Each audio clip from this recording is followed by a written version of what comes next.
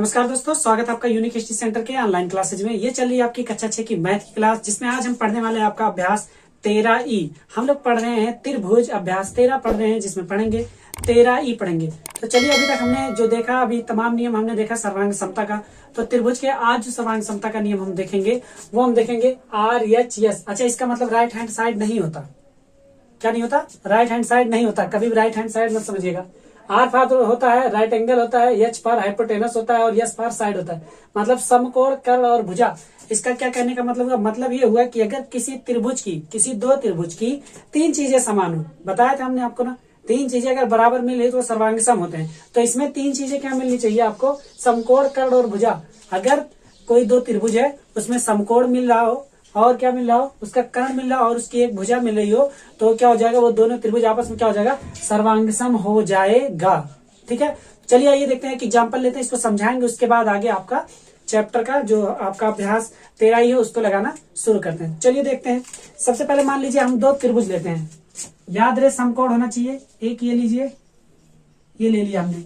तो पहले जब त्रिभुज, अगर मान लीजिए इसका नाम A लिखते हैं, इसका नाम B लिखते हैं, इसका नाम C लिखते हैं। त्रिभुज में जान लीजिए कि जहां 90 अंश का कोण होता है, इसके जस्ट सामने वाली भुजा को क्या बोलते हैं? कर्ण बोलते हैं। इसको कभी मत भूलिएगा। त्रिभुज में जहां 90 अंश का होता है, 90 अंश के जस्ट सामने वाली भुजा को क्या बोलते हैं? कर्ण बोलते हैं। मतलब 90 अंश ये बन रहा है, इसके सामने वाली भुजा ये क्या हो जाएगी? कर्ण हो जाएगी। BC क्या हो जाएगा? इसका कर्ण हो जाएगा। ये मत भूलिएगा। एक त्रिभुज और बनाना है। इतना त्रिभुज के बारे में समझ में आया? समझ में आया तो एक बार फिर से समझ लीजिए, अगर नहीं आया हो तो।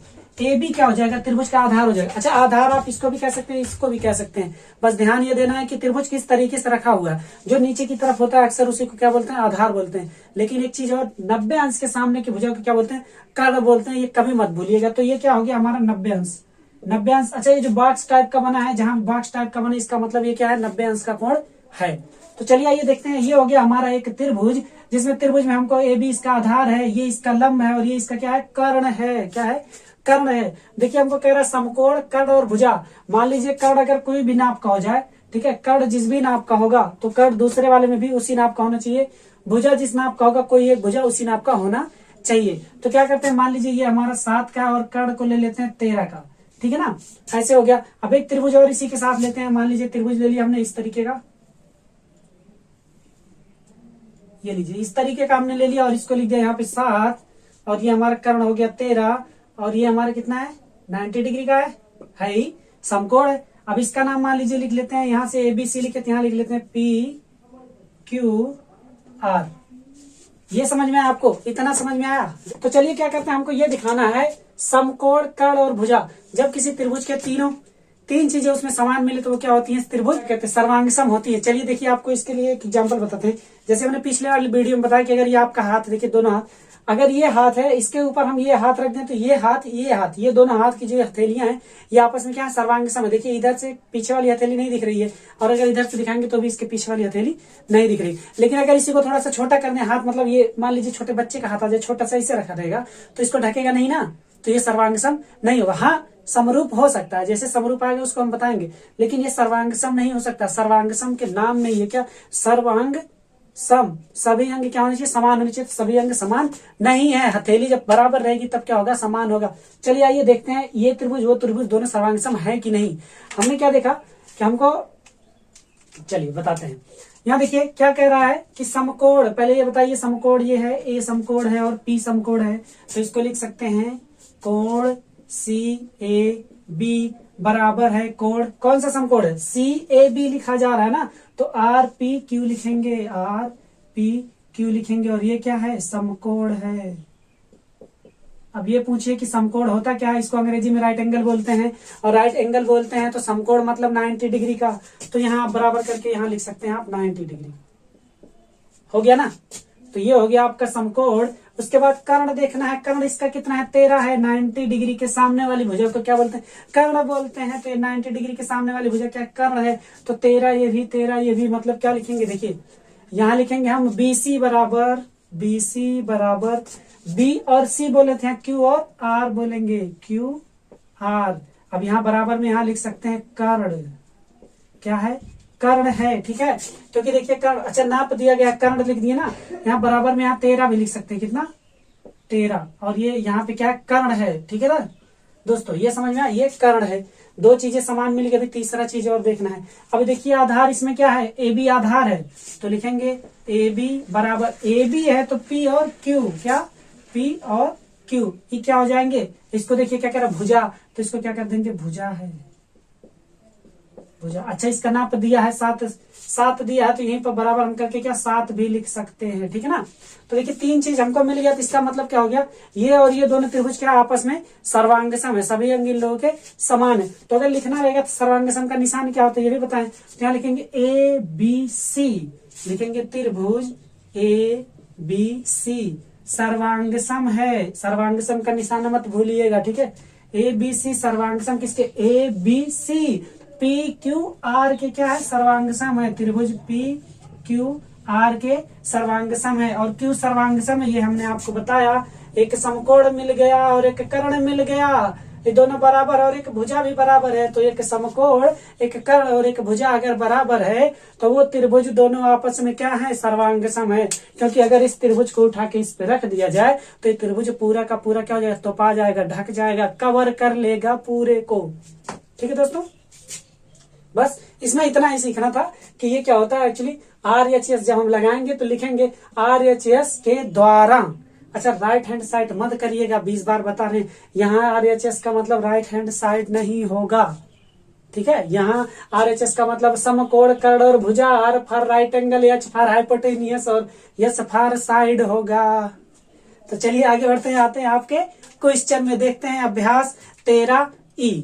हाँ दोस्तों देखते हैं क्वेश्चन नंबर 1। क्वेश्चन नंबर 1 क्या कह रहा है, देखिए क्वेश्चन नंबर 1 आपका कह रहा है नीचे कुछ त्रिभुज के जोड़े दिए गए हैं, उनकी नाप भुजाओं के साथ लिख दी गई है, समकोण कर्ण भुजा सर्वांग समता का प्रयोग करके बताइए कौन कौन से त्रिभुज सर्वांग सम है, परिणाम को संकेत रूप में लिखिए।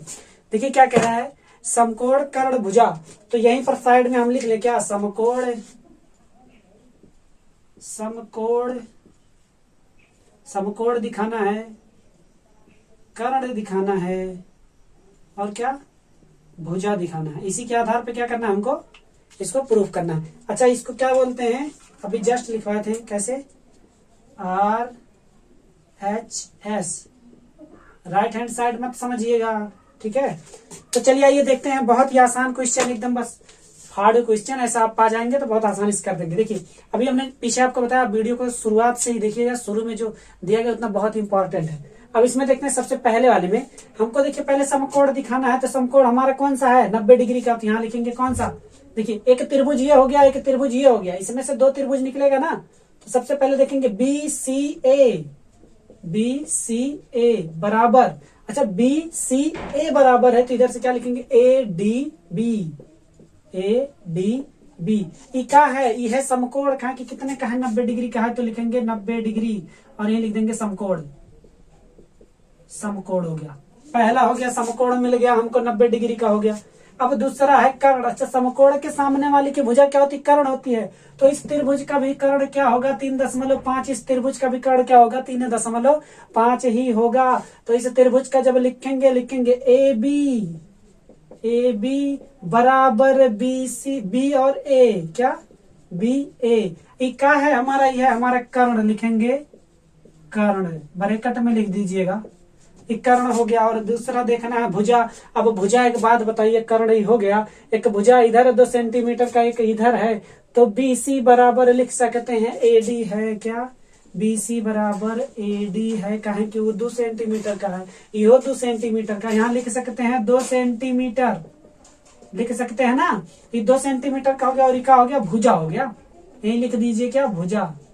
इतना समझ में आ गया, 3 चीजें किसी त्रिभुज की अगर सेम सेम मिल गई तो त्रिभुज आपस में क्या है सर्वांग सम है। तो इसको अब कैसे लिखेंगे, क्योंकि आंसर को हमको कैसे लिखना है, परिणाम को सांकेतिक रूप में लिखिए, तो परिणाम को सांकेतिक रूप में लिखना मतलब लिखेंगे ABC, या तो लिखेंगे BCA, लिखेंगे कैसे, त्रिभुज ABC सर्वांग सम है, ध्यान दीजिए ABC हुआ है तो BAD होगा, किसके, त्रिभुज BAD के सर्वांग सम है, ये हो गया सर्वांग सम का निशान ये है, ठीक है ना।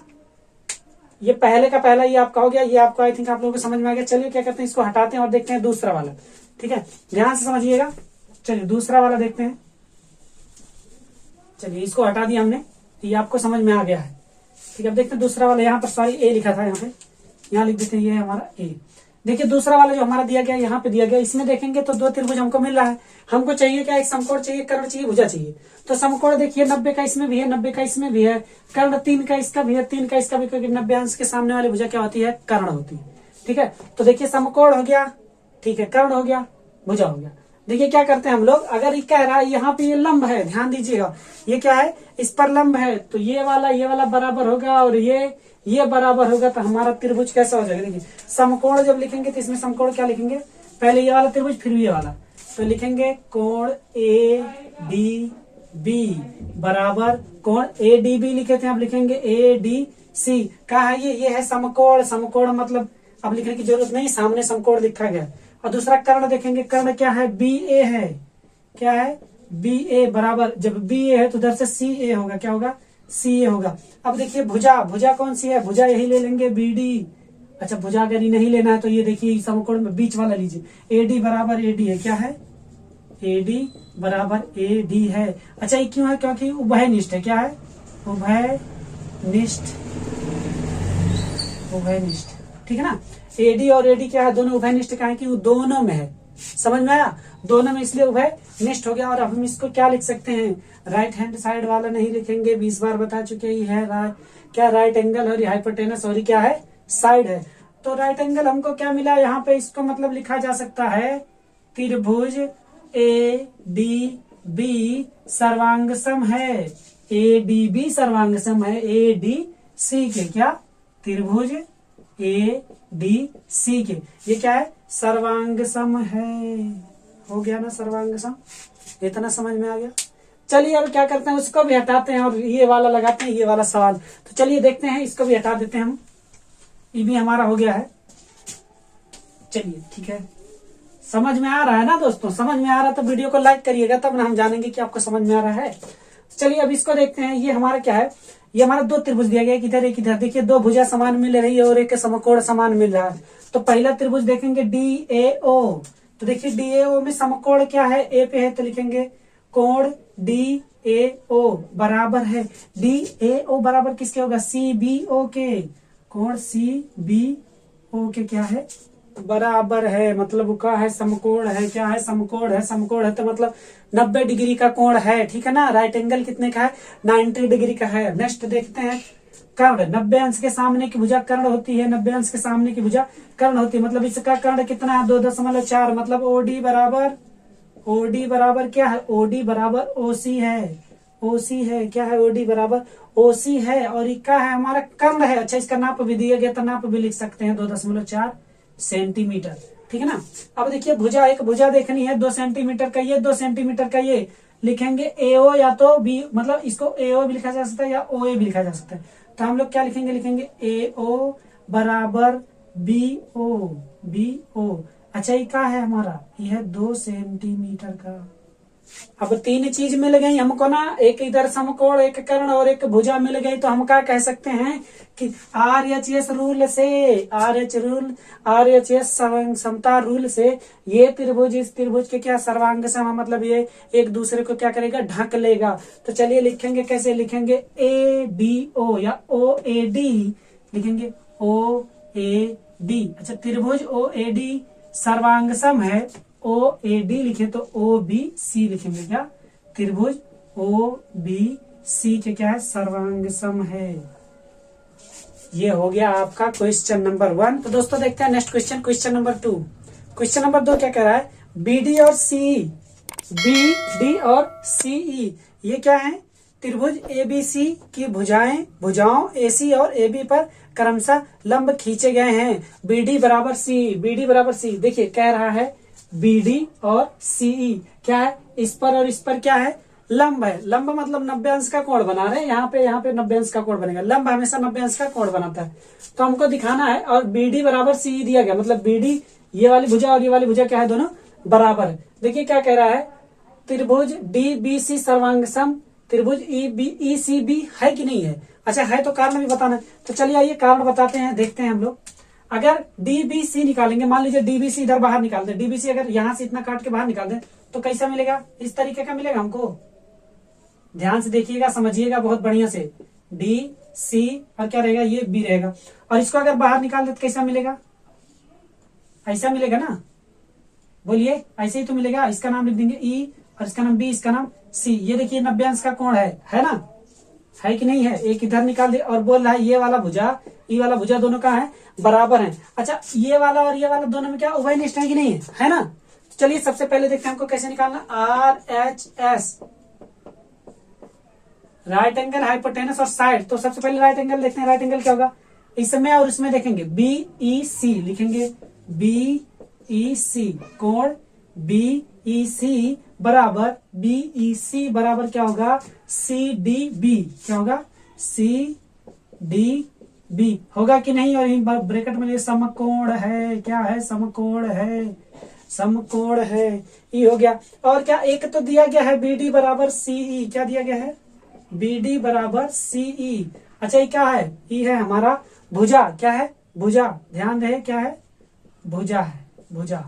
अच्छा जरूरी नहीं आर एच एस ही लिखे, हमको तीन चीजें बराबर चाहिए। यस एच आर भी लिख सकते हैं, एच आर एस भी लिख सकते हैं, ठीक है। ये चीज ध्यान दीजिएगा, कोई गलत नहीं, कहीं से भी अगर आपको ऐसे बताया जा रहा है तो वो भी सही है, मतलब तीन चीजें बराबर मिलनी चाहिए, बस ये ध्यान दीजिएगा। ये भुजा हो गया। कर्ण इसका क्या होगा, 90 अंश के सामने की भुजा कर्ण है, 90 अंश के सामने की भुजा कर्ण है, और ये दोनों में है, मतलब क्या लिखेंगे, BC बराबर, देखिए BC बराबर क्या लिख देंगे, CB लिख देंगे। BC इधर से लिख रहे हैं, उधर से CB लिख देंगे, CB। और यहाँ क्या लिखेंगे, उभयनिष्ठ है, उभयनिष्ठ, सिर्फ उभयनिष्ठ लिख देंगे, ठीक है, हो जाएगा। अच्छा देखिए ये सब क्या है, इतना मिल गया हमको, समकोण मिल गया, भुजा मिल गया, उभयनिष्ठ। अच्छा ये जो भुजा है हमारा, ये वाला हमारा क्या है, उभयनिष्ठ भी, और इसी को कर्ण बोलते हैं ना, ये हमारा क्या है, कर्ण भी है, हाइपोटेनस है, ठीक है ना, हाइपोटेनस। ठीक, अब देखिए क्या कह रहा है, कह रहा है डीबीसी। अब हम लिख सकते हैं कि नहीं, डीबीसी सम क्या कहते हैं, सर्वांग सम है ईसीबी के, डीबीसी सर्वांग सम है ईसीबी के, लिख देंगे फिर यहाँ पे। हाँ जी, डीबीसी सर्वांग सम है त्रिभुज ईसीबी के, ये हो गया। अब पूछा है होगा तो लिखेंगे, देखिए कह रहा क्या, हाँ ठीक है, फिर है सर्वांग सम तो है, ये बात तो सही है, सर्वांग सम है। और ये पहले का हो गया, ये जो पहला आपका पूछ रहा है पहले का ये हमारा हो गया, ठीक है ना। अब देखिए दूसरा क्या कह रहा है, भुजा ईबी और सीडी में संबंध होगा, ईबी, देखिए ई और बी, और क्या कह रहा है, सी और डी। तो एक बात बताइए, ईबी इधर बीडी और सीई दिया गया है, तो जब इसका संबंध पूछा ईबी और सीडी दोनों का होंगे, बराबर होंगे कि नहीं, ईबी और सीडी बराबर होंगे, कहें कि ई भुजा मिल गई बराबर, कर्ण भी बराबर मिल गया, ई भुजा मिल गई बराबर, और तो कर्ण भी बराबर मिल गया। तो ये जो तीसरा होगा, ये दोनों आपस में क्या होगा, यही लिख देंगे, बराबर है, क्या है, ये लिख देंगे, ई बी बराबर सी डी बराबर, ठीक है दोस्तों। ये हो गया आपका क्वेश्चन नंबर 2। चलिए आगे बढ़ते हैं, देखते हैं क्वेश्चन नंबर 3। हाँ दोस्तों, जो नेक्स्ट क्वेश्चन कह रहा है, क्वेश्चन देखिए क्या कह रहा है, उस प्रतिबंध को अभ्यास पुस्तिका पर लिखिए जबकि दो समकोण त्रिभुज सर्वांग सम होंगे। देखिए उस सर्वांग सम होंगे कब, आर एच एस, अभी जस्ट बताएं क्या, आर एच एस, ठीक है। इसे इसका क्या होता है, समकोण लिखेंगे, समकोण होना चाहिए, और क्या होना चाहिए, कर्ण होना चाहिए, ये सब बराबर होना चाहिए, कर्ण और भुजा। अच्छा समझिए इसको, ये समझने वाली बात है, समझ लेंगे सब हो जाएगा। बाकी लिखना है आपको तो यहाँ छाप लीजिए, देखिए ये लिखे हम, ठीक है ना, इसको छाप लीजिएगा, ऐसे छाप लीजिएगा, बस समझना है, समझ जाएंगे। किसी भी दो त्रिभुज में अगर समकोण मिलता है 90 डिग्री का, ठीक है, 90 अंश का अगर समकोण मिलता है दोनों त्रिभुज में, और कर्ण उनका बराबर है, किसी भी त्रिभुज, अगर ये मान लीजिए त्रिभुज बनाए हम ऐसे, ये लीजिए ऐसे बना दिया, ये हमारा समकोण हो गया, और ये हमारा कर्ण हो गया। समकोण तो 90 अंश का होता है, कर्ण हो गया, और एक त्रिभुज हम ऐसे बना दिए, ये लीजिए ऐसे बना दिए।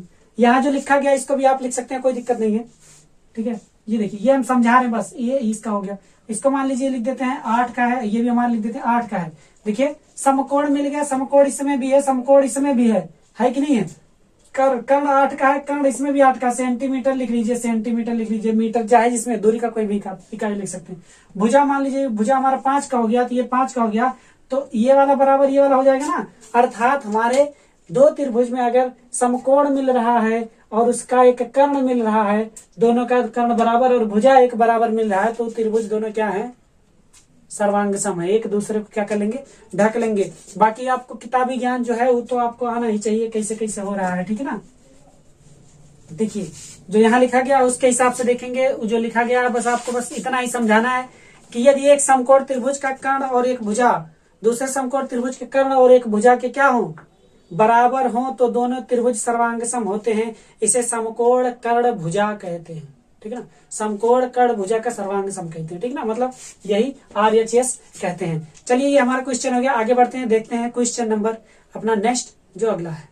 हाँ, त्रिभुज ABC की रचना कीजिए जबकि AC बराबर 13 सेंटीमीटर, AC बराबर 13 सेंटीमीटर, BC बराबर 5 सेंटीमीटर और कोण B क्या होगा, समकोण होगा। तो रचना करनी, चलिए आइए रचना करते हैं। रचना आराम से कीजिएगा, बहुत ध्यान से, ठीक है ना। रचना करने में थोड़ा लोग घबराते हैं, घबराइएगा मत, बहुत आसान होता है, जो जो दिया गया उसको करते चले जाते हैं।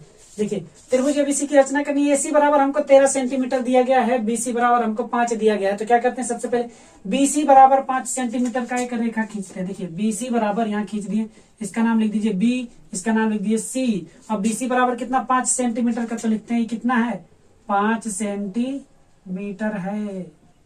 ये समझ में आया? अरे आंख मूंदेंगे तब नहीं समझ में आएगा, आंख खोल के देखेंगे तब ना समझ में आएगा। तो BC बराबर 5 सेंटीमीटर हो गया।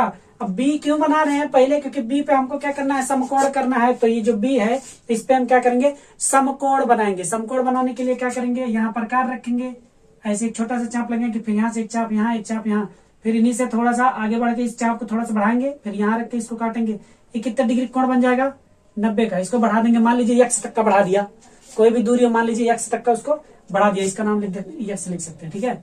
अब क्या कह रहा है, 5 सेंटीमीटर का, ये कुछ ज्यादा बड़ा ना हो गया, तो छोटा कर देते हैं थोड़ा सा, 5 सेंटीमीटर मतलब C ये हो गया, ठीक है। 5 सेंटीमीटर कितना रहेगा, कह रहा AC बराबर 13 सेंटीमीटर। अब A तो हमको नहीं पता है, A नहीं पता है, तो क्या करेंगे, C से 13 सेंटीमीटर का प्रकार पे नापेंगे और इसे लगाएंगे, यहाँ पे कहीं ऐसे चाप लगा देंगे, ठीक है। और इसको क्या करेंगे, यहाँ पे मिला देंगे C से। ये कितना हो गया हमारा, 13 सेंटीमीटर का ये हो गया। और ये हमारा समकोण हो गया, समकोण मतलब 90 डिग्री का हो गया। तो ये हमारा त्रिभुज क्या हो गया, तैयार हो गया। इसका नाम क्या लिख देंगे, A लिख देंगे, ABC हमारा त्रिभुज हो गया। ये देखिए कैसे, अब जैसे रचना करनी है, रचना इस तरीके से लिख सकते हैं। सर्वप्रथम हमने BC 5 सेंटीमीटर की एक रेखा खींची, उसके बाद हमने क्या किया, B को केंद्र मान करके B पे 90 डिग्री का मतलब समकोण बनाया पटरी प्रकार की सहायता से, और पुनः इसका नाम लिख सकते हैं BX, एक लाइन खींचा उस पे समकोण पे, ठीक है। फिर कर सकते हैं कि BC हमको नहीं, AC हमको 13 सेंटीमीटर का चाहिए था, तो हम C को केंद्र मानते हुए 13 सेंटीमीटर पे चाप लगा दिए, जो कि हमारा बिंदु A मिल गया और हमने उसको मिला दिया, अर्थात हमारा अभीष्ट त्रिभुज ABC बन गया। बस हुआ, खत्म आपकी क्लास यहीं पे। आज की क्लास यहीं पर समाप्त होती है, मिलते हैं अगले कुछ। चलिए दोस्तों, ऐसे बोलते हैं ऑफलाइन क्लास में, जैसे ही क्लास खत्म होता है कहते हैं। तो ठीक है, आज का एपिसोड यहीं पे समाप्त हुआ, मिलते हैं आपसे अगले एपिसोड में। तब तक के लिए बने रहिए आप यूनिक स्टडी सेंटर के साथ, ठीक है। तो चलिए दोस्तों, आप लोग भी बने रहिए यूनिक स्टडी सेंटर के साथ। वीडियो अच्छा लगा तो वीडियो को लाइक करिएगा, चैनल पर नया है तो चैनल को सब्सक्राइब करना मत भूलिएगा। मिलते हैं आपसे अगले एपिसोड में, तब तक के लिए bye bye, take care, see you.